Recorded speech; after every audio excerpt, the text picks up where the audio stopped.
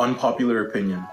The K should be tripled. At this point, give them masks and hoods and let them pillage through the streets of Harlem. They already take 1,000,001 things from black culture. Might as well take our lives. Take me, Jungkook. But not in that way. Like, you know, like, cut the cameras. Hey, my name is Tirrrb, aka Mr. Blabs, protector of the Blackie formula, combatter of appropriation everywhere, and welcome back to my channel. Before I start this video, I just want to say there hasn't ever been a recorded incident where a K-pop idol that's been called off on their anti-blackness has been cancelled. So my channel with 1.7k subscribers isn't gonna put a dent in BTS's 44 million, and that's just one K-pop. By the way, Lisa from Blackpink has me at gunpoint, and she's not letting me go until you subscribe. Please subscribe. She's threatening to bleach my skin. Anyways, me going against K-pop is basically David and Goliath, but I'm in a wheelchair, all my bones are broken, and I have a squirrel as my method of self-defense. Your idols are still gonna get up in the morning and TikTok dance for minors, okay? Koreans are still gonna bleach their skin to adhere to the oatmeal overlords, okay? The intent of this video is to take a diligent look into the paradox of the love-hate relationship for black culture Koreans portray. Regarding black culture and K-pop, everyone's opinions are their own, but as a black man, I am allowed to voice my opinions over the degradation and exploitation of black culture. And let's make this crystal clear. K-pop is based off of black culture.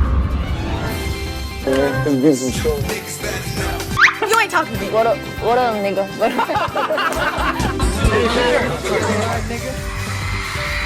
If you don't want to take my words as true, let's take the industry's words into account. SM Entertainment, which is one of South Korea's largest K-pop studio companies, has represented artists such as EXO, Girls' Generation, Red Velvet, TVXQ, Super Junior, and so much more. These artists have made major impacts in the K-pop industry in their own way. Girls' Generation is literally the most famous girl group in K-pop. EXO is one of the most popular K-pop groups that has ever had a presence in South Korea. And Red Velvet is named after the best flavor cupcakes. This company is ran by a man named Lee Soo-man, who once said in an interview, South Korea has best consumed black music in Asia. Just as J-pop was built on rock, we made K-pop based on black music. If that's not enough, let's look at Park Jin-young, the founder and CEO of JYP Entertainment, who has represented artists such as Twice, Stray Kids, Day6, ITZY, Twice, get it? Cause I said it twice, has also made a gargantuan impact in the K-pop industry, having over 9.4 billion YouTube streams and averaging almost 10 million a day. Park Jin-young, who is affiliated with Twice's overall sound and music, has described his label sounds as black music with a K-pop feel. And if this still isn't enough, let's look at the face of the K-pop scene.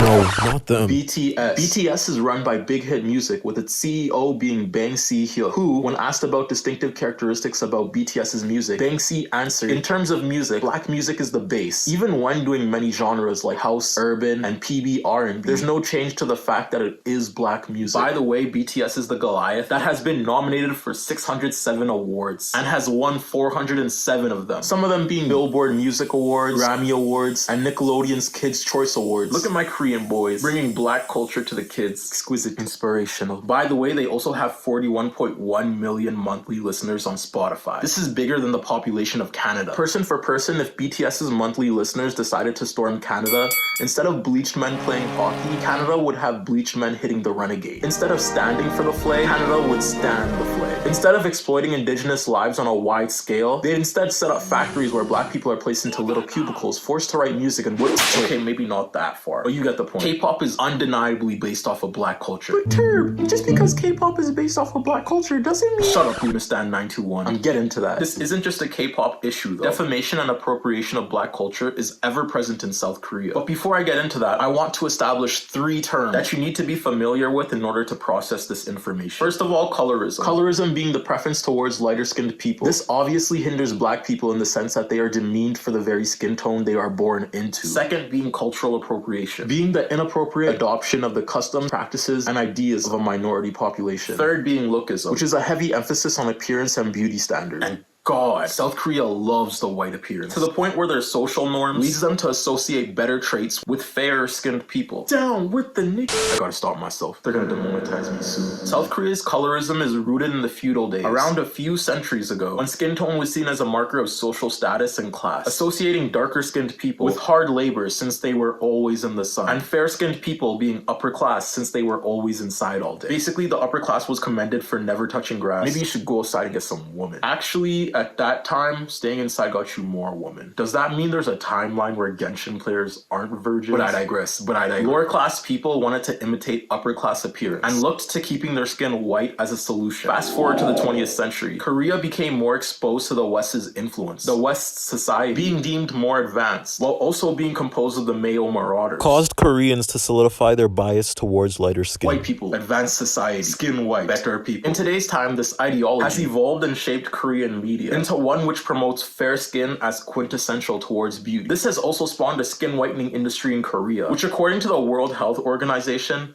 half the population of South Korea partakes in. But Tirrrb, how does that translate into K-pop? Jamin Lover 420, I swear to God, if you don't shut up, I'm gonna shove your favorite idol outside and force him to melanate under the sun's rays. Colorist issues in the K-pop industry translates to darker-skinned idols getting more bad press for their skin. One of the most prominent examples being Kai from EXO. Early on in his career, he was called Dark Jong, which is a pun on his real name, Kim Jong, and also Ming Yu from 17 being harassed for his skin tone. To be honest though, I'm gonna hold up this piece of paper and compare it to the two K-pop idols. See a difference? No? Me neither. Anyways, to top it all off, to play into South Korea media's negative connotations towards darker-skinned members, marketers pressure these idols into being sexier figures, associating the more pure aspects and characteristics to the lighter-skinned members. This demeans darker-skinned people as a whole. Having darker skin in the Korean music industry basically means you're only marketable as a sex figure, a wild card, exotic, brazen. Companies play towards the negative stereotypical connotations of having darker skin to their advantage. It's apparent that in Korean media, if you have darker skin, you're marketed as a caricature. You might think this doesn't hurt anyone, but K-pop is an international phenomenon now. It's not purely Korean. There are tons of black boys and girls, some of them being children, indoctrinated into thinking their skin isn't beautiful enough. Imagine a little black girl signing into YouTube, afro out and smile beaming, becoming a fan of one of these groups, only to be brainwashed by ideologies that come from K-pop, like skin whitening brands they're associated with, negative connotations in regards to black skin that they're constantly pushing on her, and straight up mockery of black culture. We'll get to that later. All while using the basis of her own culture that she was raised in against her. Yes, K-pop uses black culture to undermine black culture. Now, no matter what your ideology, whether you're black, white, Asian, purple, green, Roy G. Biv, we can all agree that discrimination heavily impacts our self-esteem and overall happiness in life, right? The K-pop industry, being this massive entity that exploits black culture, has yet to even acknowledge the negative impact it has on black people. Oh wait, it does! That's the thing! It does know what it's doing. It just doesn't give a fuck. In December of 2019, Big Hit Entertainment, the company which manages the biggest boy band in the world, BTS, sponsored and ran a conference titled K-Pop Beyond BTS. Basically, this company discussed topics pertaining to BTS and K-pop's global success. One of these papers represented black female fans of BTS and the upset concerning the cultural appropriation in BTS's media. The company heard it all, but instead decided to do nothing about it, probably because of the economic benefits that appropriating black culture brings. Meaning they care more about the money than the people. But bottom line is they don't care. They heard the essays and chose to stay in their ways, which is why pointing out appropriation, colorism, and other issues adhering to the defamation of black culture is essential. Keep your idols accountable because no company or brand will. And regarding cultural appropriation, there has been more incidents than Christmas lights in a suburb. But Tirrrb, the idols don't know what they're doing. Yuna 947, I will break your spine if you keep this up. God help me, I will tear you limb from limb. They do know what they're doing. It's very apparent. Irene, who is a K-pop idol, a part of the group Red Velvet,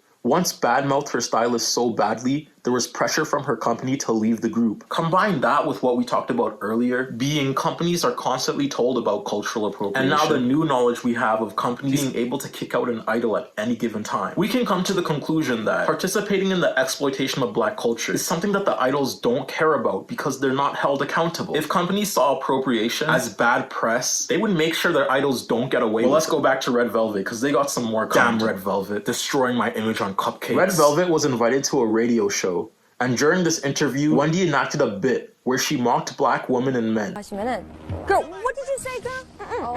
No, you ain't doing that. She got backlash for this, and what did she decide to do? She did it again. What up? What? You wanna go, man? You wanna go? By the way, Wendy lived in Canada from age 10 to 18. Damn, the K-pop members are already in Canada. I better hide before they stick me in a factory. I don't want to be making rap songs for BTS. I'd rather die. K-pop idols receive backlash time and time again, but continue to wear box braids, cornrows, and dreads. But Tirrrb, this doesn't demean black.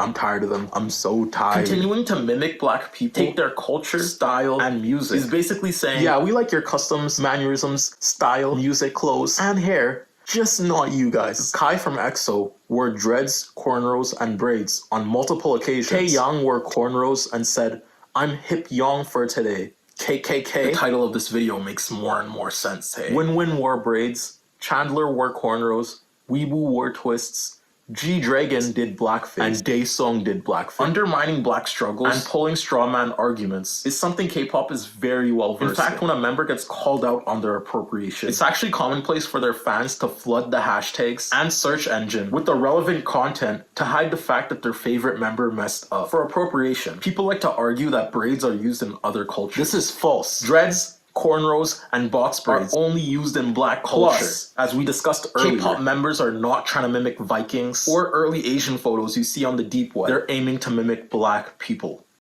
Anyways, your opinions are your opinions, but I hope I was able to educate you on the misdeeds of K-pop. Like a Korean idol though, I think you should bleach that subscribe button by smashing it with your mouse and turn on notifications. Thank you so much for staying till the end. Tell me about your thoughts and opinions and let's have healthy conversation. I'll be posting every Sunday. I just might not have this video up by this Sunday because it was my birthday a day ago. I hope to see y'all later and peace.